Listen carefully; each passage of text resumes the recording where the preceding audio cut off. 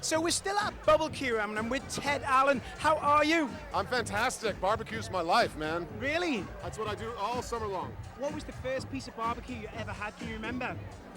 I do, and it wasn't so good. Where was it?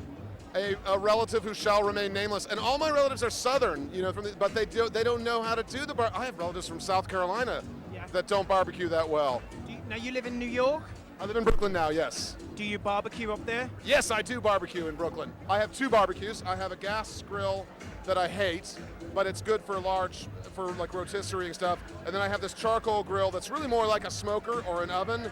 So I can get that thing down to 250 degrees. I can do ribs, brisket for like 7 straight hours without putting more fuel on it. And it's good.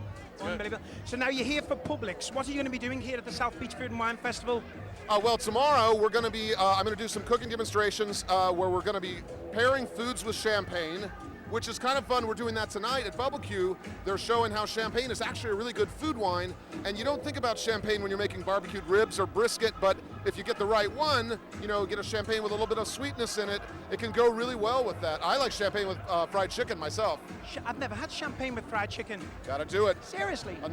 Well, if you think about fancy food that rich people eat with champagne, caviar, you're getting something that's rich and salty, and a brut champagne complements that really well. Fried chicken is rich, salty, crispy, has a lot of the same characteristics. It's a good match. What's been going on in your world? Top Chef debuts on March 12th on Bravo. I'm in half the episodes as a judge. I alternate with the wonderful Gail Simmons. Yeah. And we have a fantastic crew there.